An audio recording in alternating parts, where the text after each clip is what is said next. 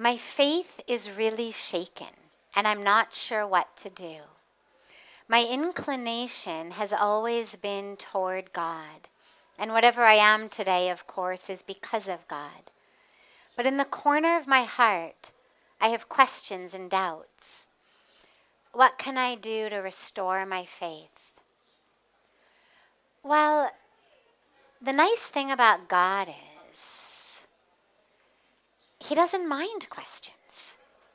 There's no place where God says, never ask me anything. Never question, never ask, thou shalt have no questions. God doesn't say that. God doesn't say you must take everything I say just because I say it. Never question, never wonder, never ask. In fact, the Upanishads and the Bhagavad Gita are scriptures rooted in questions, rooted in dialogue. The Bhagavad Gita is full of Arjuna saying to Krishna, why? Explain, I don't understand. What about this? What about that?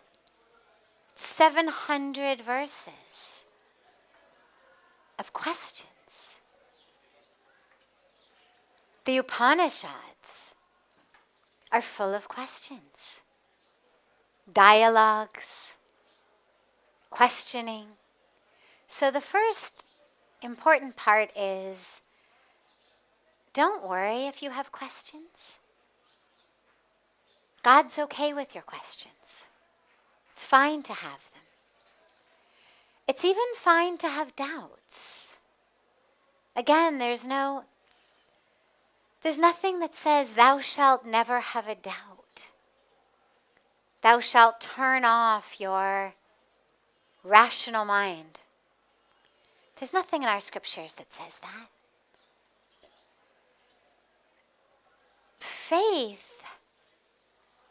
Faith is not something God needs. Faith is something we need. The doubts don't bother God. You know, it's like if you've ever had an argument with someone where you absolutely know you're right. And I don't mean those sorts where everybody thinks they're right, but an argument where actually there is an objective correctness. It's a mathematical problem. It's something about the past that all you've got to do is go back and check. It's an address. It's a phone number. It's, these sorts of things that really do have right and wrong. Well, if you've ever been in an argument with someone about something like that is provable, and you know you're right, but the other person just won't listen,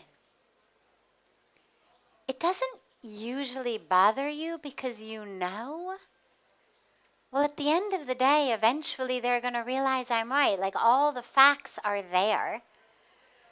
Whether for 10 minutes or 10 hours or 10 days, they think that they're right. They're going to realize.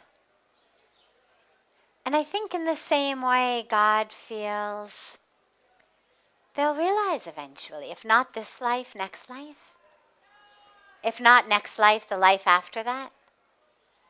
But see, the universe is infinitely patient. And so there isn't an agenda, you must believe it right now. So the doubts, I don't think, bother God. God gave us brains that think rationally. I mean, if God had wanted us not to use our rational brains, we wouldn't have them. We've been given minds that question. And I actually believe that everything God has given us is on purpose. So I don't think that our doubts bother God at all. But they hurt us a lot. Because the doubts keep us from being close to God. And so if your faith is shaken, what you need to ask yourself is, what have I expected from God, from the universe, that I'm not getting? That's what shakes our faith. I've got an expectation that if I'm a good person and I do my puja and my prayers and my mantra, I'm going to get the job I want. I'm going to be the one to get the promotion. The stock market's going to go in my favor. When I'm late for work because I overslept and I get in the car, there won't be any traffic. We have this sort of expectation from the universe. When we identify as good people, especially spiritual people, who are doing things to make God happy, right? We think, well, I'm doing a yagna, God will be happy. I'm doing puja, God will be happy. I'm chanting my mantra, God will be happy. God doesn't need these things. Not your rice, not your milk, not your ghee. We do all of those to reconnect us back to the divine. When we're not sitting in puja, when we're not meditating, when we're not in the temple, chances are we're not thinking about God. Chances are we're thinking about the stock market, or what we're going to buy, or what we're going to have for dinner, or how we're going to get someone in bed. We do puja and meditation and rituals to connect us, but not as a bargaining chip to God. And so when we have these expectations and they're not fulfilled, we tend to lose faith. Right? I was just saying the other night, the universe is not a vending machine. But we think of it as that. I put in my metaphoric money. I've done my puja, I've done my abhishek, I've done my mantra. And I push the button and what I want should come out. And when it doesn't, then we think that the vending machine of God is broken. And we lose faith. I've always prayed to God, why did I lose my mother, my father, my child, my job? But that's not what God promises us. God doesn't say, come to me and I'll make you CEO of a company or president of a company. God doesn't say, come to me and you'll be the richest guy on the block. God says, come to me. And your suffering, your ignorance,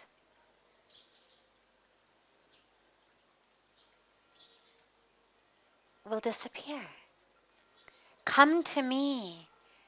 And that sense of aloneness, that sense of fear, that stress, that running after illusions, you'll be free of that.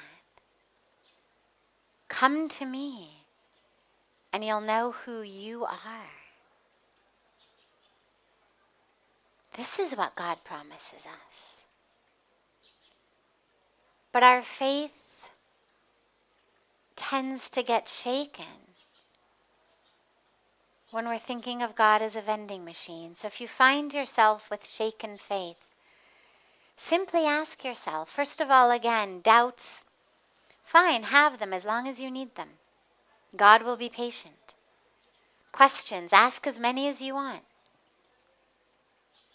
See if you can outdo Arjun. No problem. Have your own Upanishad. No problem. It's your own questions, your own conversation, no problem. But if you find that beyond that your faith is still shaken, ask yourself, what was I expecting that didn't happen? What bargaining chip did I think I had with God that I was let down in? And when you realize that, then you're going to see where you lost your faith. And then you get to choose whether you want to go back to a connection with faith in a God who may not give you the job, or the spouse, or the child, or the health, or the wealth, but who will give you simply God's presence. And if that's something you want, then you turn back to God. And if not, well, as I said, the universe is very patient. At some point in one of your future incarnations, you will be more inclined